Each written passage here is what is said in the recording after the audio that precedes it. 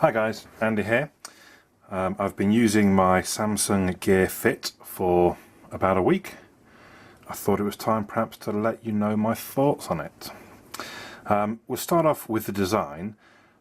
The design is something that has attracted me to the Gear Fit in the first place. I've wanted a smartwatch ever since they've really sort of come onto the scene a year or two back. I guess the Pebble was the first one. But they've always looked, I've thought, big and bulky and quite often rather ugly. So when I saw the Gear Fit, I thought that's quite a sleek and stylish looking device. It's got the kind of Samsung design element of the silver rim around the outside, a bit like you see on the S5, the S4, the S3. And I guess if I had one thing, I suppose I would probably prefer that was just black like the rest of it. But I think all around it's a nice looking device. It says Gear Fit on the edge there. We have the nice curved display, so it sort of wraps around your wrist. Doesn't look too odd as a device. It is a little odd, I suppose, the screen being sort of in portrait, such a thin tall screen. You can see perhaps sometimes it does get a bit tricky putting it on. We're basically trying to line up two silver pins with two of the holes. In we press, but once it's in, that's pretty sturdy. That's not coming off. I've been on the motorbike, I've been in the gym. I've never even, it's never even come close to coming off. So it does hold on pretty sturdy. So yeah, it's a little bit odd that the screen's upright really when you're looking at it like that from your wrist, whereas you want to read things acrossways. You kind of feel, but you get used to that, I think. The strap does come off. I have seen you can get like different coloured straps from Samsung. I'm not entirely sure how just at this point, but it is possible. There's just one button on it, which is on the side. Hang on, let's get the strap back on. Hopefully, there we go. So there's just one button there on the side which wakes the device if you need to. You may have noticed it coming on a few times as I'm using it. Generally, oh, it came on already. Turn it off. So the idea being, if it's on your wrist and then it swings up for you to look at it, it turns itself on. There's no customization of how long then the auto dimmer or till the screen goes off. You see there, don't know how long it was it about 15 seconds, 20 seconds maybe? Which sometimes seems quite a short time, but of course if you're operating it, it stays awake. It only weighs, I think about 26 grams. I've got my scales here. So it does feel sort of feels good on your wrist as well. There you go, 26, 27. And if we compare that to a, should we say, more conventional watch, 85 grams, 87 grams. So it's less than a third of the weight, if my math is any good, yeah. Less than a third of the weight of most watches. But I suppose you might expect that with this being, because it is a fitness device, it's not necessarily a straight up smartwatch, or that's not perhaps its primary objective. It's supposed to be a fitness device. Anyway, let's talk about the hardware briefly. So it's a 1.84 inch curved screen, which gives 245 pixels per inch, which I think you would hopefully agree that it looks pretty good generally. And well, the camera picks that up. It's nice and clear, it doesn't look pixelated anyway, so I think 245 is plenty. It has, in fact, let's look at the back of the package, we'll tell you some of the bits that it says on there. So it mentions the 1.84 curved Super AMOLED display, so the colours do look very good, the blacks look good, the colours are nice and bright. It's IP67 certified dust and water resistant, so you would happily, I think, wear it in the shower. I haven't, if I'm honest. It's got Bluetooth 4.0, which is the low energy version. So we'll move on to the battery later, but I can tell you that really does help. And then it has a gyro, an accelerometer, a heart rate monitor. From what I've read, it also has 802.11n Wi-Fi. I'm not quite sure why it would want Wi-Fi, unless it's just something to do with positioning, perhaps. It has a 32-bit 180 MHz ARM Cortex CPU. Now you might think 180 MHz, that's really quite slow, but it's a watch. You don't need a lot of processing power really in a watch. So that's you see the backstory there.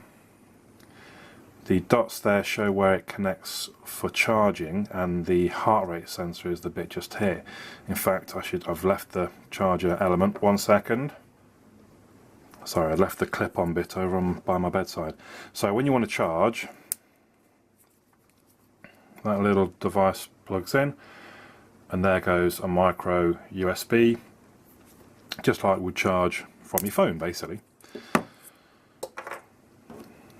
If we talk briefly about the battery, it's a 210 milliamp hour battery, so that's about a tenth the size you'd find in most phones. But then it's a small screen, the screens are not on for long. Even though it's connected via Bluetooth to my phone, it seems to fairly easily last 3 days. I should say connected to Bluetooth off my phone and working as a pedometer all those days. So I don't think I've charged it for, definitely not overnight last night, definitely. I'm not sure I charged it the night before, to be honest. 61% we're still at, so no problems there at all. So that 180 megahertz ARM Cortex processor, you get a little bit of lag as I scroll through the options, but not much. That's pretty smooth. Okay, let's talk about the software. It's not running Android, it's running Samsung's own real-time operating system. They don't really give it a name, it just says it's a real-time operating system. The display can be altered from the phone, so if we go back to settings, so we can change the clock type.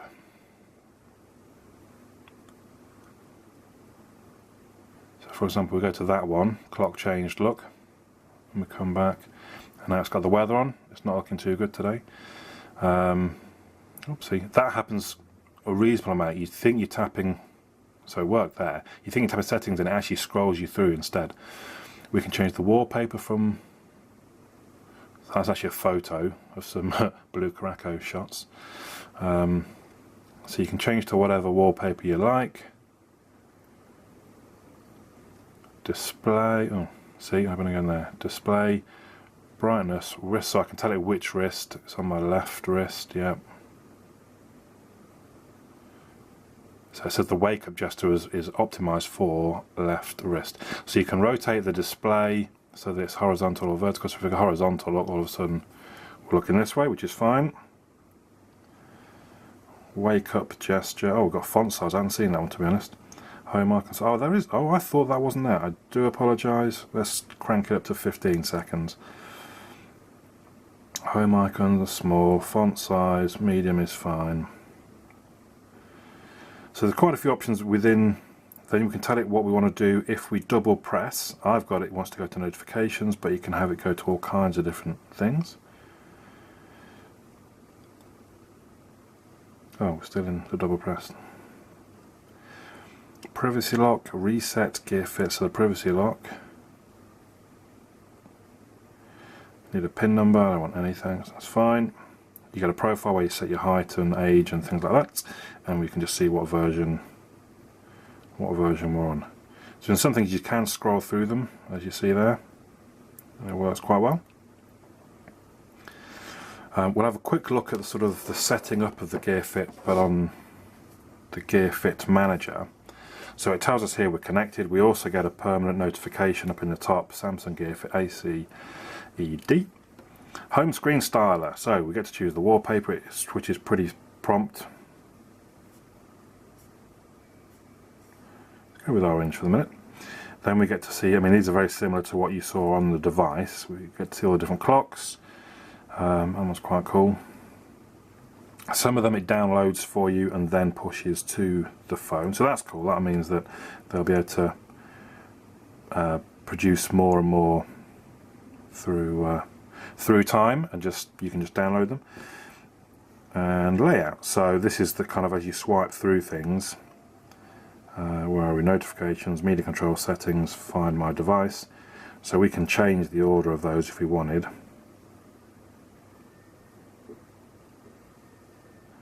I don't know quite how quick that updates, to be honest. Oh, done.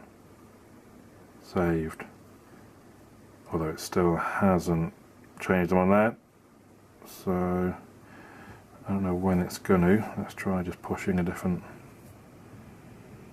No, it still hasn't. So I'm not sure when. You might need to turn off to do that. I don't particularly use Find My Device anyway. Let's move that back.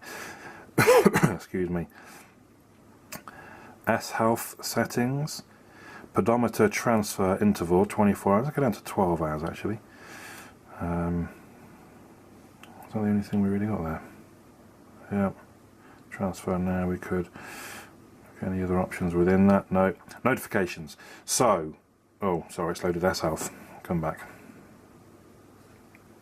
So, notifications. You can limit them. Smiley. Long and short of it, you can have up to 10 notifications from custom installed apps. So you have to be relatively selective. I'm not quite sure I've got play music. Let's untick that in fact. Google search, Google Plus, Hangouts, Maps. Why would Maps notify me? S Health, that's fine. That tells me I'm going. Talon. I could put Timely on there because that's when a time runs out. Trello and WhatsApp. So any of those apps, if there's a notification on the phone, it will come through, as you can see there. So I've got one Talent notification. If I tap that, and I can read the actual tweet there. I can also show on device, although it's actually just loaded the app rather than the mention, because the mention is over on this side there. But that's fine, that's not too bad. It still opens the correct app. But as I say, you can read that message on here. When I've read it, I delete it. If that notification wasn't on the device at the time, you might have noticed earlier, it does stay on the phone. So if I dismiss on the device, it doesn't dismiss from the Gear Fit, which I think is a bit of a letdown. I think it should do. Some notifications seem to, when I dismiss from here, they go from here. I noticed, I think Hangouts, when I've dismissed on here, they've not been on the phone. Most other ones I dismiss on here, they stay on the phone. So they don't seem to sync up in that respect, which I think is a bit of a shame. I think they should.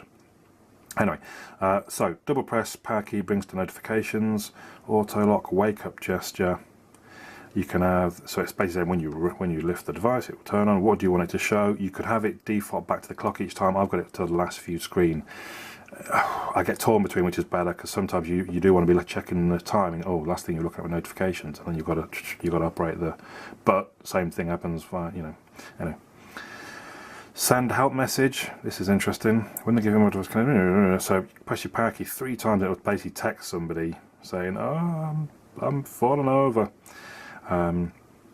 Text templates. So when you get a phone call, the device will vibrate, and you can reject, or you can reject with a text message.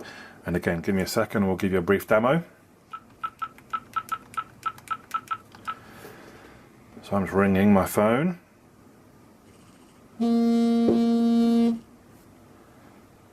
So I can just reject, or I can reject with a text. I'm just going to reject in this instance. But that's kind of handy as well. So instead of having to, you're in a meeting, I've been in a meeting and my phone's been ringing, and I think, oh, is it important? I've been trying to buy a flat recently, so some calls are very important. I'll take a quick glance at who it is. I can either reject, or I can say, oh, excuse me, I need to take this call, and off you go. So you get to set what some of the text responses could be, though, just there, which is pretty cool. So let's just take a look at some of the applications used within the device. So we've got a pedometer. I have that going constantly, really. It resets overnight. It counts how many steps you take. It seems to be fairly accurate. The only thing being, I don't really wear it around the house. I don't really wear a watch around the house, so I lose some of the steps then. I've tried putting it in my pocket as I walk around the house, and it counts some steps, but not all. We can set a goal. That's normally 10,000. We can reset them. We can see the history. So we look at history. Only one day till I actually hit my 10,000. I think it was the 7th look. Can we see the 7th? No. So that's the pedometer. I like it, it's good. Exercise, I'll be honest, I've not used this just yet as to exactly how start. I don't know how that differs to the pedometer necessarily. Cycling, I should have been cycling by now, really. I'm getting a bit lazy. I could have told you then what that was. Heart rate, right, give us a moment and I'll put it on. So, you see that my heart rate was 51, I think that was when I woke up this morning. See the little green flashing. I'm not sure if that's actually in time with the pulse that it's measuring, or not, but there we go, 73 beats per minute. Again, we can see history if we want. 73, which way do we go? Hello, 51. Oh, you see what time? Look at that, was well, that was last night, 11:30 last night. 51, 72, 70, 84, 70, 54. That was almost 10 to 6 in the morning. 120. That was when I'd been at the gym. Now, one thing I have noticed, it seems to struggle. It seems to struggle basically when I'm a bit sweaty, or when you consider it's a fitness band, and if you're getting fit, you're going to be quite sweaty. That's a bit of a problem, I suppose. So when I have been at the gym, it's quite tough for me to get a good reading. It just doesn't. It just keeps saying, "Oh, please clean the lens," or "Please position this," or, and it talks about you want to be in a quiet area as well. So I don't know quite how the sound is involved. Then over on the last screen here, we've got sort of a regular timer I can change. It uses pluses and minuses quite a lot of the time for setting things, which probably, you know, makes sense. You know, just simply start it like so. Easy as that. I didn't put it, actually vibrates. Sorry, when you get notifications when time's run out, the device itself vibrates. Of course, we've got a simple stopwatch. It does lap time. Yeah, I think they're lap times. Reset everything, and then also the sleep mode. So you put the watch on, you hit start, off you go to sleep. So you can see last night I slept for 6.5 hours. 84% of that was motionless. If we have a look at the history, so I have forgotten to put it on a couple of times, but generally I'm sleeping for about 6 hours, 7 hours, good, 6.5, 6:40. If we scroll up, look, it says motionless for 6 hours. We can check the other one, 6 hours and 9 minutes motionless, 5 hours 51 motionless. So, I don't know, I quite like that. It has a blocking mode as well, sorry, I have that on, so basically when you're on sleep it just blocks all of the notifications coming through so you don't get woken up. And then finally, find my device.